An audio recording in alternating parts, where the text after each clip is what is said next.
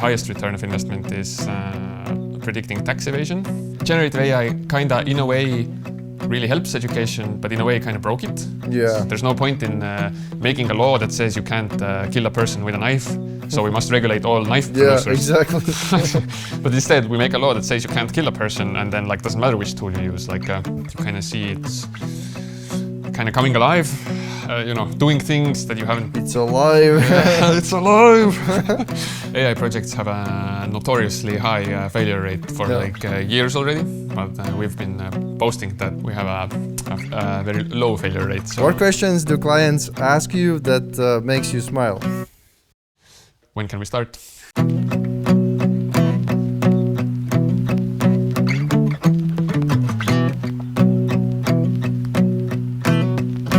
Welcome to AI Ranch. My name is Evalds Urtans. This is the podcast where we discuss the business and wild west of AI. And today I'm in Estonia with a special guest, Robert Roosalu, who is the co-founder and CTO of Mind Titan, the company in Estonia that has been working with industry and government for years and automating over 130 projects and being in 20 countries and even being named by Gartner as trusted provider. So he has been working with strategic initiatives on companies with hundreds of millions of revenue and advising government. So this should be quite exciting. So hold on to your hats and welcome Robert. Welcome. So let's start by national strategies. So I'm from Latvia. I work with national government on a couple of AI strategy documents.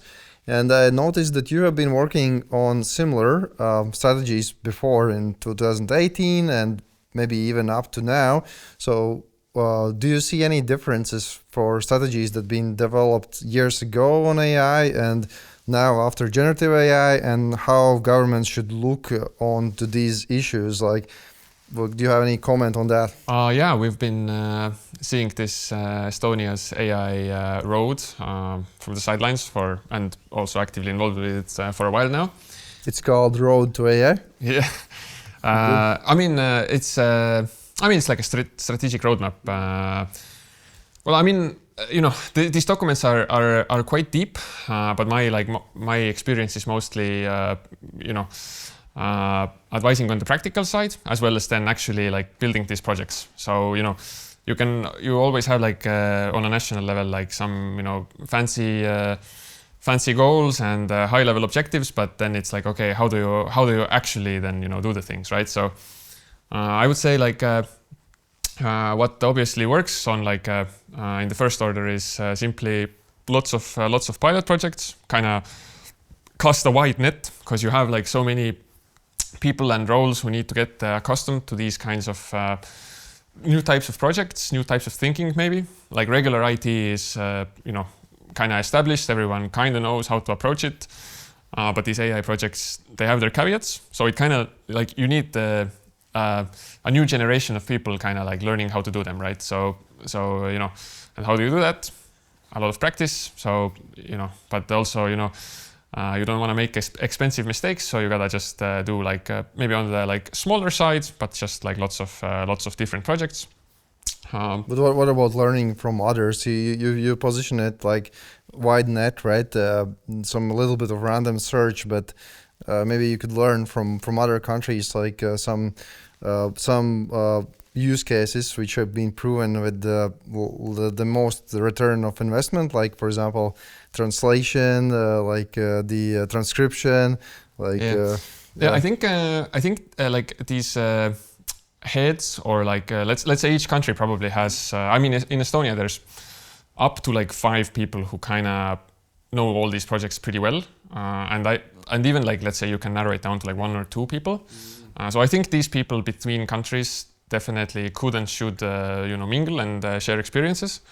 Because, for example, we have done quite many of these projects, but we don't have visibility to all of them. Can you give some examples of good projects that you have tried in a government or public services? Mm-hmm. Probably since you're also interested in a return of investment, probably highest return of investment is predicting tax evasion. So from all kinds of records that the state can see or query, detect who's kind of avoiding tax. On a physical level, company? Company level, yeah.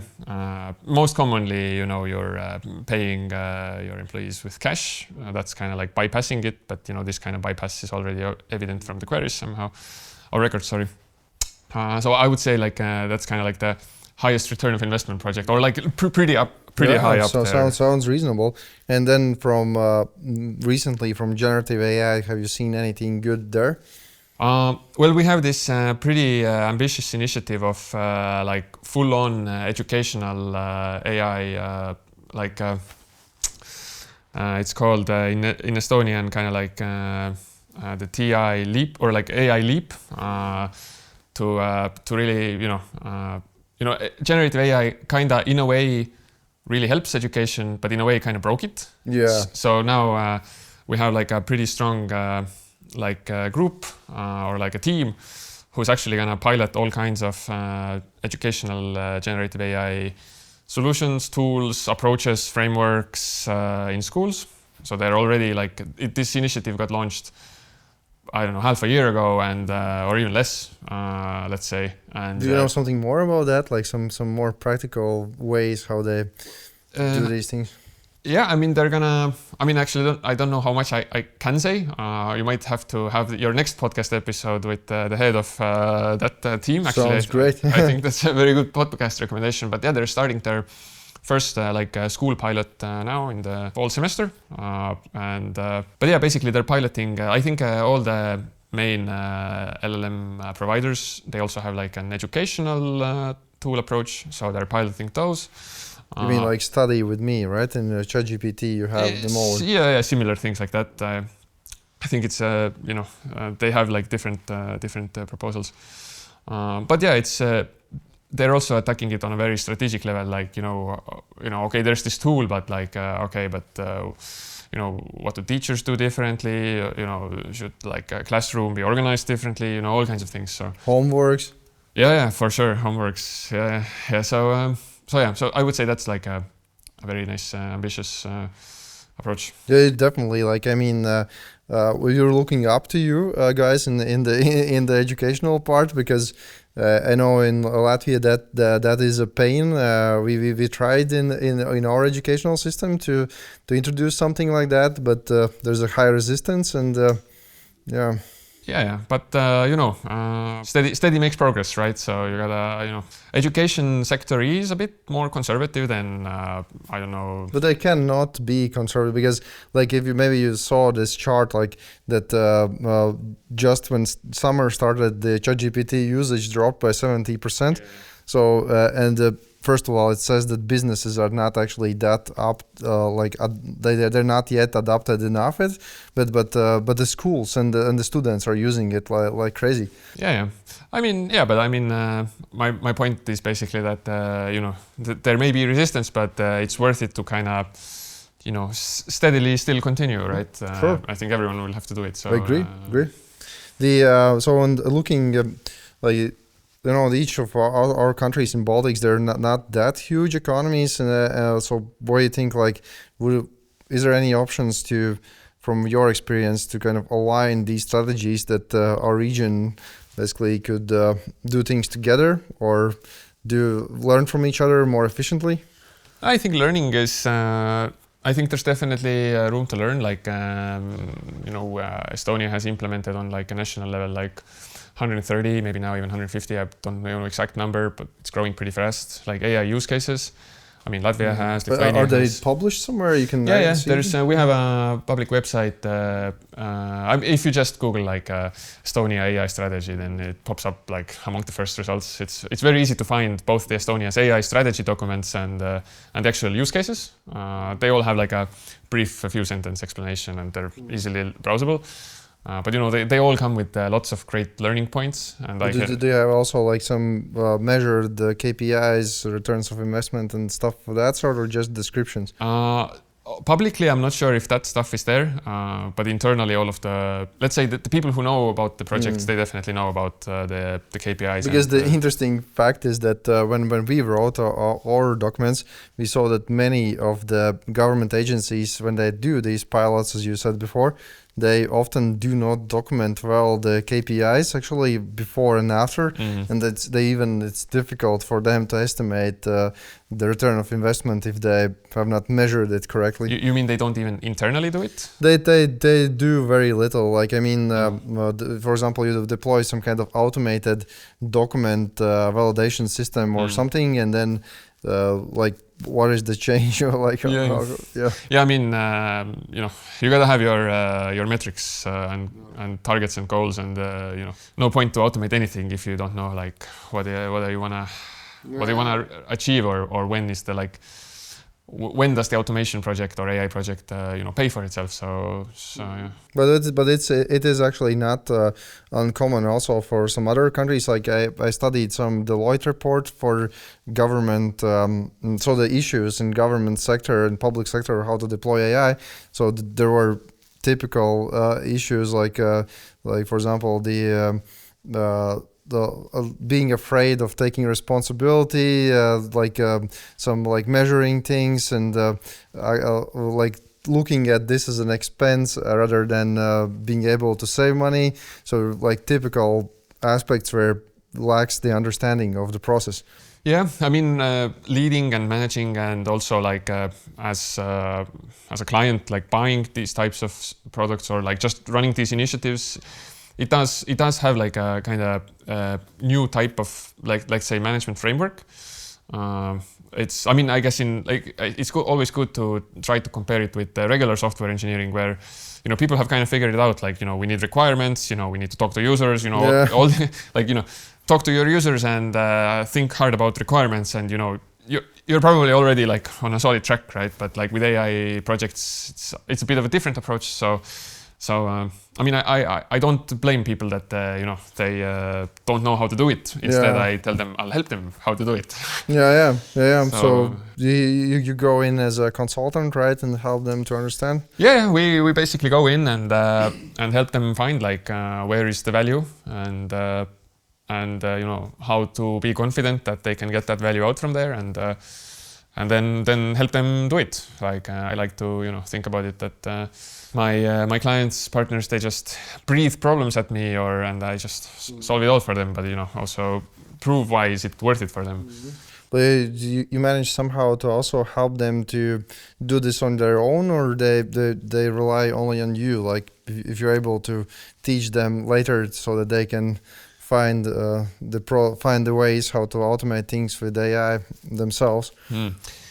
Well, we have done a few times that like a specific large project, and we hand over the maintenance of it, because AI projects, or in every project usually it has some type of maintenance you got to do. If you don't do anything. Yeah, but that's not trivial, because like even if you have information system, you have maintenance, right? But with AI, it's especially you have generative AI components, then like they change so rapidly that like you deploy a system and 3 months later might need a major update already. Exactly, yeah, and it's broken in weird ways, and you have no idea how to even troubleshoot it, right? Yeah. So yeah. Yeah, your process, how you approach this. Yeah, so I guess I mentioned like this one case where we've done all options. That one is that we basically handle the whole life cycle ourselves, basically forever, from like conception to implementation to maintenance.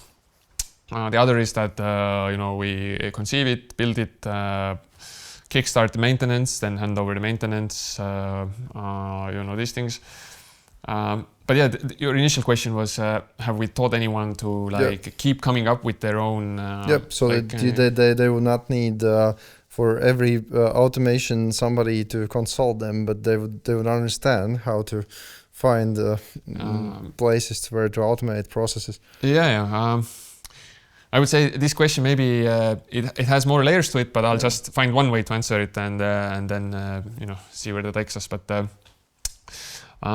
we do have these kinds of relationships where this kind of like core use case finding and implementing is kind of like very much like shared, so the client can also do it on their own. But if you worked with someone for so deep for so long, then what's the point in doing it completely independently if you already have like this co-team that you can do it well with. But there is something to it. Like recently read this MIT report, maybe you also saw it, 95% of pilot projects in AI that they looked at failed. But it was, if you go deeper, then basically most of the projects that failed was where the companies tried to build their own AI systems internally. And then where you worked with professional outside consultants, the failure rate was much lower, like closer to 50%. Even, of course, still quite large percentage, but much lower. Yeah, AI projects have a notoriously high failure rate for years already. But we've been boasting that we have a very low failure rate. So yeah, but that's consistent with the findings. I mean, like I have also seen. Couple of times, let's say large enterprise, I come in with, we do have some contact center automations. I say, okay, we have everything ready here, right? Like just plug in with Outlook, whatever, it works. And then these guys say, no, we will build themselves. And then 2 years pass and they have not built it still. Yeah. So it's not that easy. Yeah. I mean, it's in general like the build versus buy dilemma. Let's say you're an enterprise or government institution, then build or buy, and then if they talk to us, then for us it's also like build or buy, because like we could build everything, right? But like if some vendor somewhere has invested 10 million into building one very specific model, then maybe we're better off just integrating that model and helping evaluate that model, and maybe choosing from its competitors, and and guiding them how to even evaluate these different models and things like that. So totally makes sense. I mean, like it's like become basic business understanding, but it's funny that probably because these, especially prompting and things, seem so natural. Like you can experiment, and somebody has always ideas that's so easy to build. Yeah. I think with AI, a pre-LLM revolution, and also now, especially very much now. I mean, I think the situation is that the capabilities frontier is no one exactly knows where it is, and it's always moving. Yeah. And to get to know where is the capability frontier, you need to test. Like it's very often something, that looks trivial. Sure, I'm sure an LLM can do it out of the box, and then you're like, well, it can't, and you gotta do whatever magic to get it to do it. Then is it even worth it? So, but other times it's trivial. It works out of the box, sure. Perfect. So I think it's very interesting, or to see how this kind of capabilities frontier is being explored, because I can assess if it's doable or not, but I need someone to help me. What's the problem they need solving, right? So these two sides are kind of dancing very interestingly right now, and the frontier is changing fast as well. So yeah. We recently heard that Estonians have opened lots of data sets for large language models, and even gave to some of the large players in the field, so that to strengthen that in foundational models, the Estonian language would be higher quality.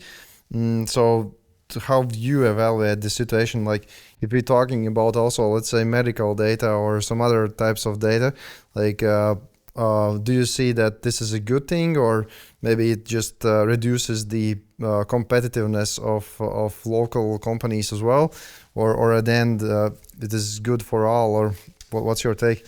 Well, it depends on the data. I guess medical data is in a completely different category, but general data, the one that was debated about some time ago, our recommendation was that let's give it all away, because otherwise simply the foundation model big players, they're not going to bother with 1 million inhabitant language, and then we're just simply or then it's the Chinese probably are just going to take it without asking, while Western companies are asking, and if it's a no, then not take it.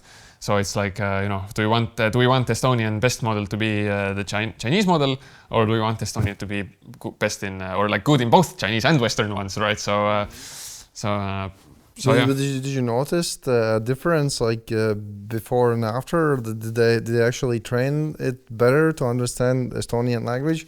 To be honest, my main conclusion is that English is so much better than so we mostly do as much as possible in English. So I'm not sure if this recent decision that you mentioned has already reached into the training set.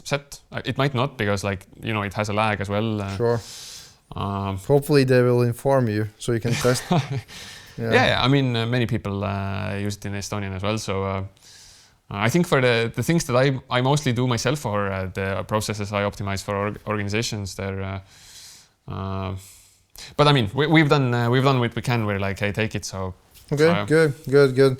And maybe you also know recently the Americans basically have this stance of cutting the red tape, trying to accelerate AI adoption, and then Europeans have AI Act coming in force, which have kind of opposite direction, where you kind of try to classify high risk and even go to a level that they would like to certify these solutions, right? So that you would not be able to run some kind of, let's say, fraudulent bank transaction models without going through some kind of certification process that this is not biased and so on. So what's your take on that? Like, do you see already it affecting enterprises, governments, and like this huge difference in approach that I haven't thankfully noticed the hindering effects of the EU AI Act yet. I have told the Estonian government people who think about these things like what we should do to like minimize the damage, but can't really say EU AI Act is like a good thing. I probably have talked about it with other people on the podcasts, and probably the listeners kind of know all of this anyway. So I mean, let's see how it rolls out. I think I have a bit of a feeling that some EU officials have kind of gotten the message that this regulation is not really wise. So let's see, maybe they will actually have in October, September this they call it guidelines how to implement the high risk. So, but actually, what I have heard so far, there will be like literally dozens or hundreds of exemptions. Like, I mean, like, because as you know, the high risk is defined quite open. Like it's not really very specific. Like, it says that high risk is everything that is in employment, in education, in basically any kind of business making AI solutions would be high risk. So, and then they will try to fix it somehow. Yeah. I mean, the actual like enforcement is kind of left to local authorities, right? So I think it's gonna play out differently in like different countries in EU. I think it's not gonna hinder in Estonia. I think hopefully it depends on also a little bit on the politicians and they're like mostly pretty like reasonable. The ones who are like interested in the AI stuff, they're like reasonable folks. So. I know there was like panicking in before there was one elections in Latvia recently, and before that there was like politicians like, oh no, there will gonna be manipulation of elections with AI and so on. So that's why we need to prohibit all sorts of use cases, whatever. So it could easily happen like that.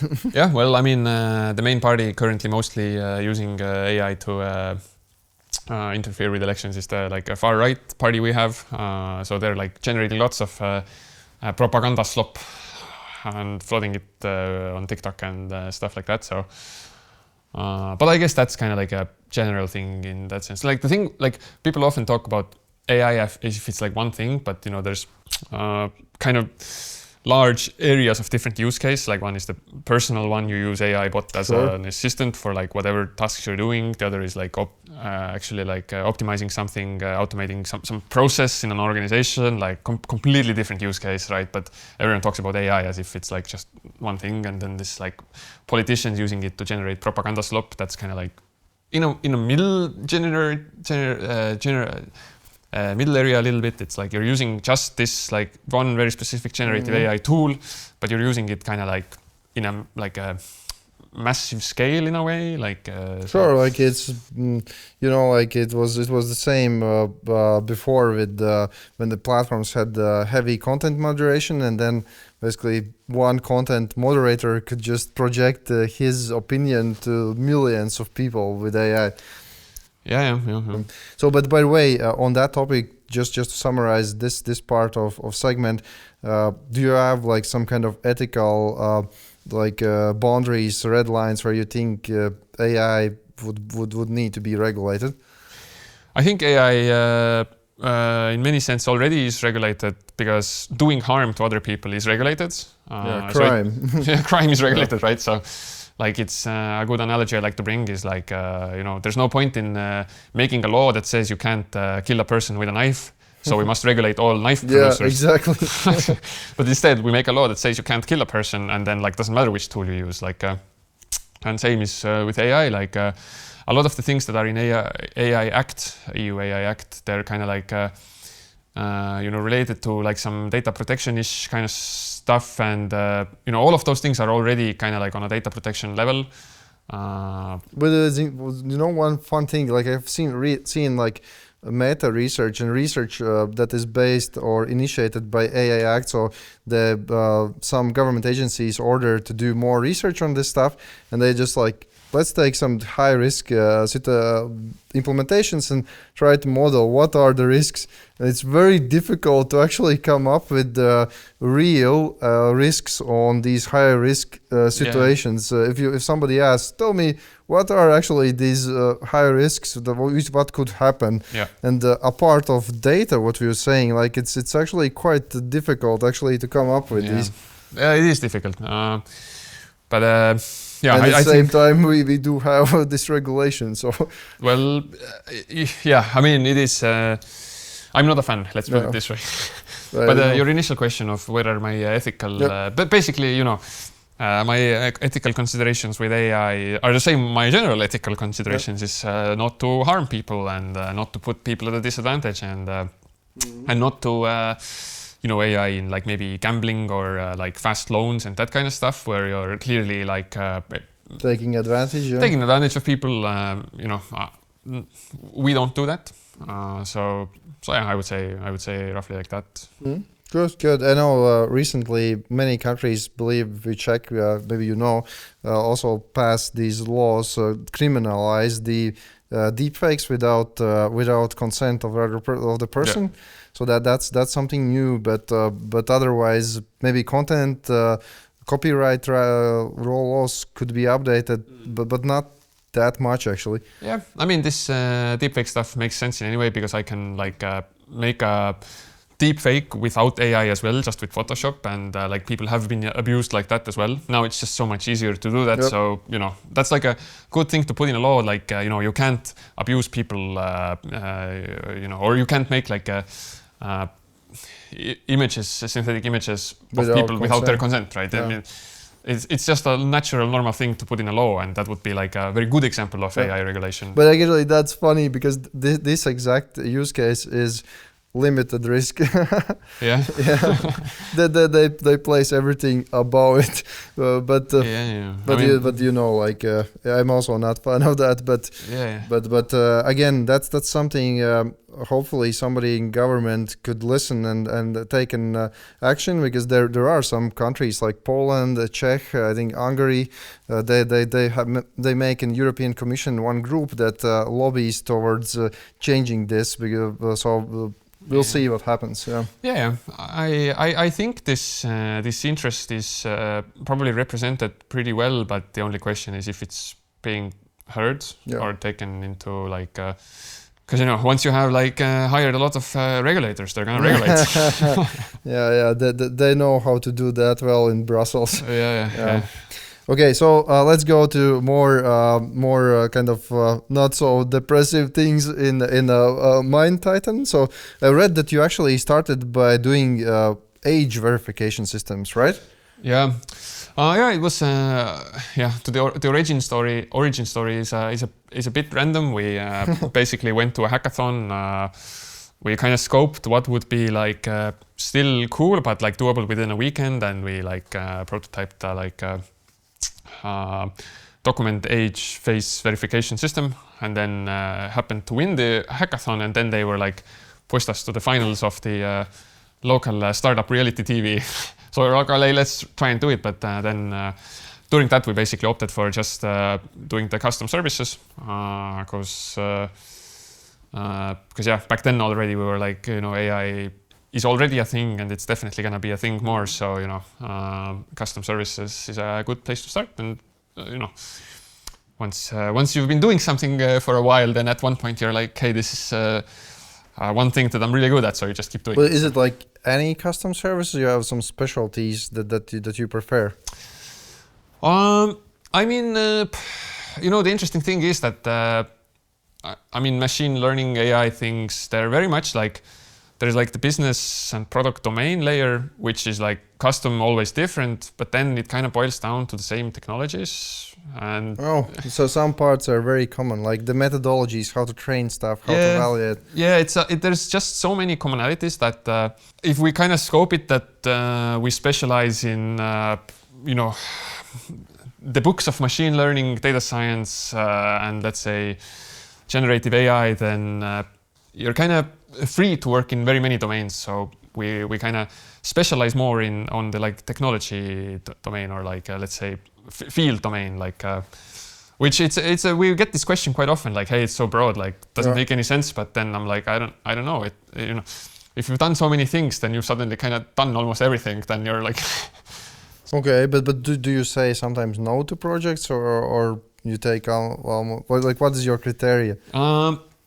No to projects, yes, but that's more for like, let's say, general kind of like business or project managerial reasons. Sometimes projects are perhaps more ambitious than the budget. Mm-hmm. That's a good way to say no. That's a good way to position it, or otherwise, like your clients come without money. Yeah. I mean, it's everyone wants to do things if you do them for free, right? So. But I mean, our criteria is if it's like technically interesting and challenging, and if it has like a strong business value, then that's these two things already are a pretty strong filter. So how big is your team, and how you manage to grow it or maintain it? 20 people. Growing. Some has been by like referrals, some has been, we've done quite a lot of just like job ad and like spam it a bit. We've done some like recruitment sourcing by the classic methods, have spam a bunch of people on LinkedIn, ask around if anyone's looking for a job, all kinds of things, the classic recruitment stuff. And maintaining is have to keep people happy and motivated. It's as simple as that. Yeah, that is one. But you like Estonia is well known for the startups, right? And if they raise a ton of money, then they could buy out. Definitely. I mean, we are competing with Wise is just a few tram stations that way, right? I don't know if you know, but I mean, but it's the usual. You gotta give them, give the people interesting work, and gotta find projects that pay well enough that people don't leave for money, and as simple as that. It's not that much simple. More, not much as easier said than done, right? Yeah, but, sure, definitely. But it's how it goes. Yeah, I feel you. So, but then you got nominated in Gartner report. So how that happened? To be honest, they just wrote to us. I think they have like a bunch of, because we are kind of like early in the game, like way before like anyone even knew about, or way before like you could read about LLMs on the news.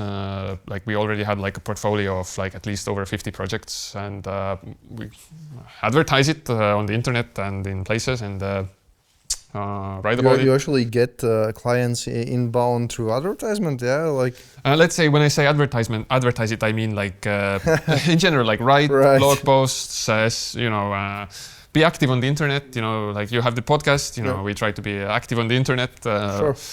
So we have like a strong enough kind of like a digital footprint that we come up pretty high in like Google Good. search, and I guess some Gartner analysts found us, and there was few enough companies like us that I guess we kind of like passed some criteria of theirs, and Cool. they need companies to showcase. So did they contact you and talk to you, right? yeah, they contacted us. I think we went through some vetting or something. I wasn't in that process, and yeah, we got this badge, and it's like a nice badge because like Gartner is pretty fancy. So nowadays everyone is talking about these agentic systems, kind of really loaded buzzword that, and like I don't really like it that much sometimes, but do you have any practical experience? You see that this is actually something important?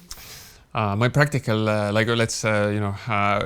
practical experience is if I ask someone what are they doing right now, even if they're not in AI, they're like, oh, I'm building some agent system. But in real terms, I think the coolest agentic solutions right now, which have the most impact, agentic coding, cloud code, those kinds of things. The deep research tools, that's all agentic. I think all the LLM providers, they're making their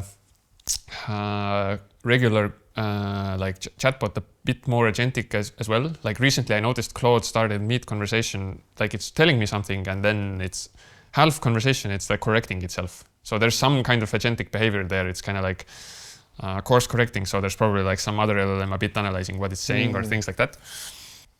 Like a few months ago, I noticed that there seems to be a coherent definition for agent. Like before that, like everyone meant like something else or something random. So Anthropic has a very good blog post about agentic development best practices. There they like have a very nice definition for it. And like I noticed that a bunch of kind of like trendsetters and like people who like are serious and like know what they're talking about were like, hey, let's all stick to this definition now. So, and what do you think of those new standards coming out, like the for example, model context protocol and all of those things? Yeah, it's very exciting. I think it's very exciting.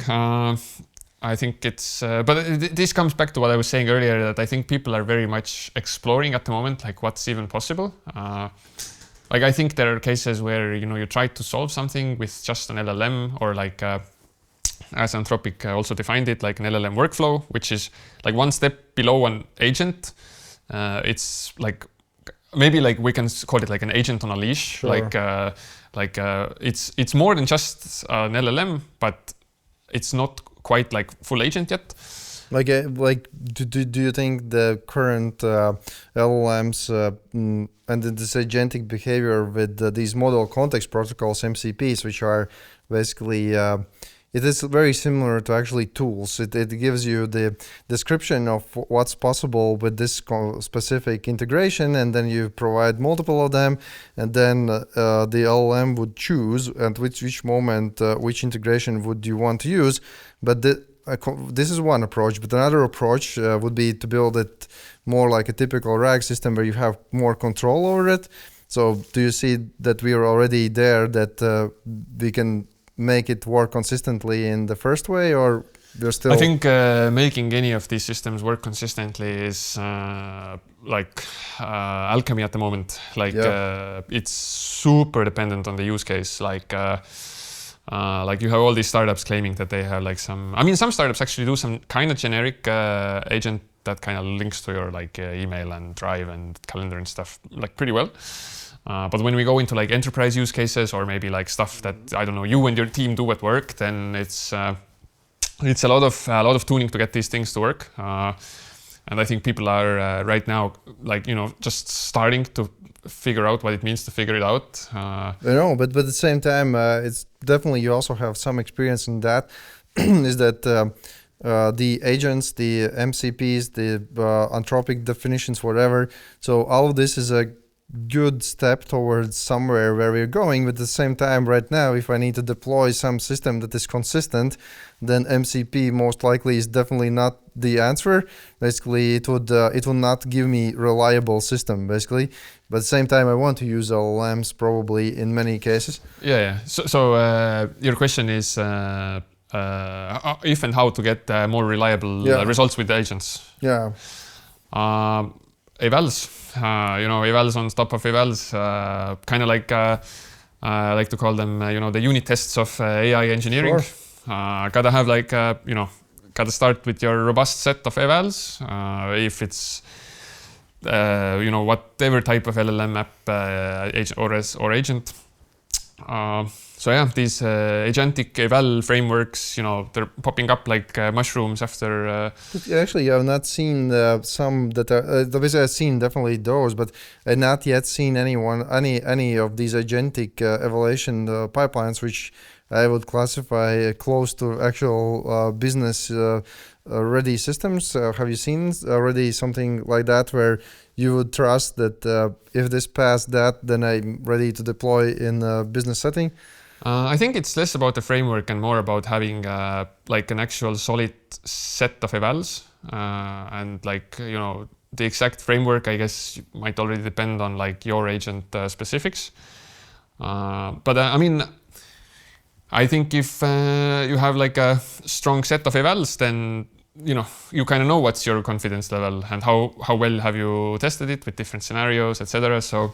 Yeah, you mean the companies should create their own evaluation data sets and so on. And that's basically the owner of the agent or the owner of the use case of the agent has to create their own evals, and it's not fun. No one likes it. Everyone's annoyed at it. But if anyone finds a way to do these things without evals, let me know. I'm interested. That's definitely, I think, not a good idea at this moment to run. I think if doing AI engineering, LLM engineering without evals is possible, then we're close to AGI levels already. Yeah, there is something to that. But on the same topic, the guardrails and some, let's say, safety checks, how you manage that? I like to manage that with basically a lot of risk and chaos analysis. I'm mostly happy deploying systems where if it goes full haywire, then the effects are kind of mitigated, or let's say the effects, there's no catastrophe, or if there is, then I need very solid fallbacks to some other system or just offline or whatever. I basically, in terms of guardrails, the first thing I think about is okay, but what do we do if our guardrails fail? I want it to be robust then as well, and then everyone's gonna sleep well. It's like when you have children and you want them to help you, but you make situations so that if the children mess up, nothing is irreversible. Exactly. Yeah. And this I think is very important with AI systems. And right now, also this summer, the UK released the AI playbook. It's called also government policy, how to apply generative AI in public services, government. And then one of the points was that a human in the loop is necessary in all of the systems where the decisions are irreversible or affects the health and so on. So would you agree on that, and how you put human in the loop in these systems? Yeah. I mean, very hard to disagree with that UK playbook line that you quoted. But human in the loop, it's I think the process usually very much if you know the process and you know the AI capabilities, then it becomes kind of obvious where to put the human in the loop. But it might be a bit hard to give a generic answer because these business processes, they're always so different. They can be anything because it's something that some people somewhere figured out and it's legacy and all that crazy stuff. So, but yeah, I mean, there usually is a human in the loop. There are some use cases where there's not, but very often there is, and it's. I think it's more about. I guess the main thing is if there can be bad consequences to this model making a poor choice or poor prediction, then you gotta have a human in the loop, and then it's how do you design the system so that there's actually a benefit and that the process is faster even though the human is still there. Yeah, that's one way, but I think also another direction is that you could, and also I think the playbook, UK playbook also states that you need to clearly state that all communication or results that are generated by these systems indicate that this is AI generated. So I mean, if you have, as for example, our systems where we do have some government agencies, let's say, or even private, like large parking operators, getting emails, and then in the bottom you see this is being generated by AI. If you want to this like have more discussion on this right here, and basically 99% even more do not have issue with this, and maybe if you don't disagree with something, then you escalate it. But this is kind of, I think, one way that to avoid, in many cases, human in the loop, if the end user understands that response or the result is actually not done by a human. But if the person, in your case, in this 1% of case, replied and kind of escalated, then there is the human in the loop. So no, of course, in that sense, yes, but still you achieve significant automation. But again, if you would not place that disclaimer, first of all, by coming EU Act, it would be illegal. But from the second point, it also makes more pressure to basically, if there is some mistake, somebody could escalate it, I think, sooner rather than being maybe just to look over it and maybe that's enough for me or so on. Yeah. You gotta have checks and balances, and it really depends on the process, like where and how you can put them. Yeah, but still, as you say, this is something we're all learning. The adoption rates, I think, are still quite low, and but we're getting there. And I think what you're doing, it's great. Thanks. Yeah. I mean, likewise, you're kind of like Latvian Mind Titan, so. Thanks. It's an honor to hear that. And let's do some fun questions towards the end. So, your first programming language? The first I fell in love with is Python. But before that, I think I learned JavaScript and Java. What triggered you to be excited about AI? What was the moment? I think the first few classifiers I trained. And by the way, fun fact, my first classifier I trained ever was 10 years ago already. But like every time I, got a classifier running and it was actually like useful or just kind of tied to the real world somehow, then, a very magical feeling. And I guess familiar to everyone in like machine learning and AI is, that, it's even if it's a simple algorithm, but you kind of see it's kind of coming alive. Doing things that you haven't. It's alive. It's alive. I guess all those moments. And maybe like one moment to also bring out is the first time I like trained the first version of a classifier that was like in customer support. But I was like, okay, they have like 100 people in customer support, and even if this is like 5%, then like wow. So yeah. Good. If you weren't doing AI, what would you like to do? To be honest, I think two options. Maybe teacher, but maybe then the next thing that's like technically complicated, but has like fast feedback cycles. Because in like AI and programming, like you can get a crazy idea, and in like 1 hour or just a few days, you will have like some result. Did it work or not? And that's a lot of fun.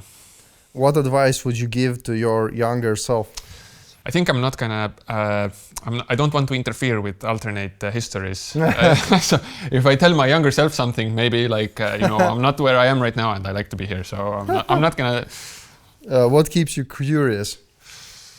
I mean, right now very much, or like let's say in the years up to now, just.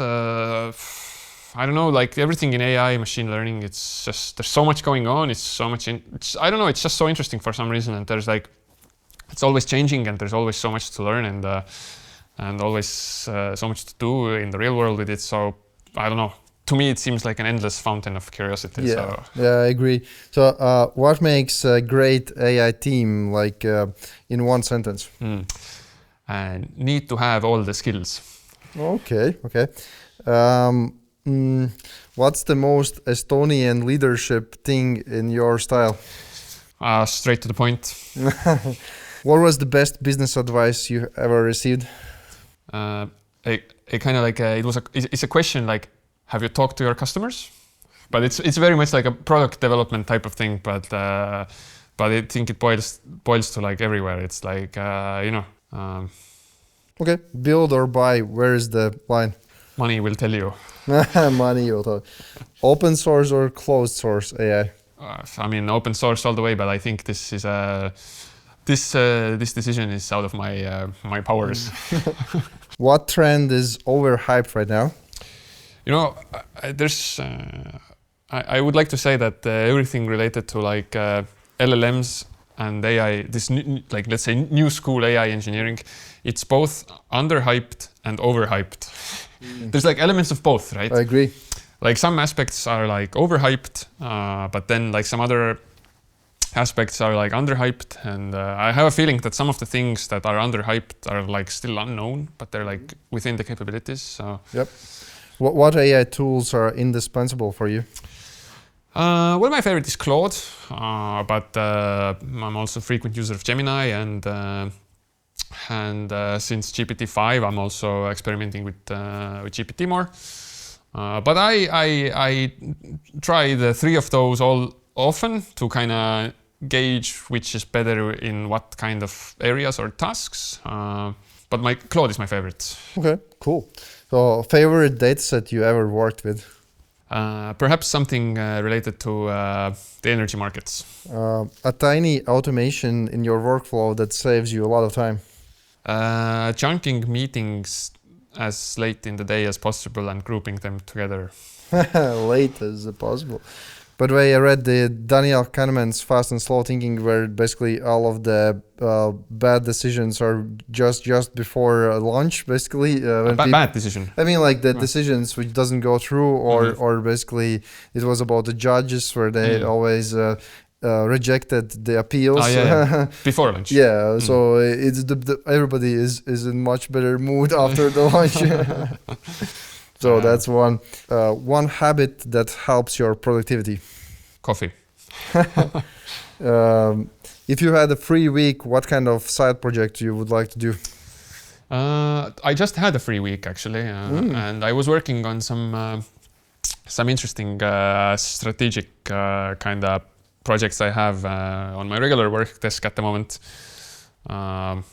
So I'm very interested in like kind of like high level, like kind of like strategic projects, or maybe projects that are technically ambiguous. I like to bring, and since they're valuable, then like in my free time, I'm also like, okay, what would be useful? Like instead of Kaggle, maybe the most interesting challenge from my clients, but that's kind of like underhyped a little bit.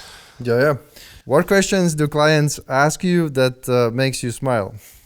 When can we start? That is a good question. What's your go-to focus music or genre? Something that doesn't have like lyrics too much. Something that's kind of like repetitive and monotonous. But also I have AI-generated music. Did you see the band? Oh, I didn't know that. I know that 11 Labs just released that you can generate music yourself. Yeah, I mean AI-generated music there's very interesting things going on there, but like for example, recently a band got pretty kind of famous. That was only AI-generated. But yeah, I'm not that interested. I'm not that in it because like that's not where the value is for me. So better brainstorming on a whiteboard or napkin? Both are great. Dark mode or light mode? Dark mode all the way. Blitz chess or classical chess? Blitz, but actually, can I also choose rapid? Oh, rapid is a bit slower than Blitz, but much faster than classical. So. How often do you have a chance to play chess? I took a break from chess because it's a bit too hardcore for your like. It's not a good pastime activity if you you don't relax. But before that, I had like a 2-year period where I played like almost every day. So. Favorite opening move in chess? Italian opening all the way. Love it. Oh, I will need to look out that. What's the small daily delight that makes you going? Can I say coffee again? Is there something else? My girlfriend. Right, that's not bad. What keeps you optimistic for the future? I guess just general optimism. I think some people are just generally optimistic, some generally pessimistic. I guess you need both in a functioning society. I am perhaps lucky to be on the optimist side, so I don't know, it just comes somewhere from the heart. Yeah, good. So let's then hope for optimistic future and everything will be great with AI. And thank you for joining me. Thank you for inviting me. Thanks for listening the AI Ranch podcast. Hope you enjoyed it. As a gratitude, like, share, subscribe, and see you in the next one.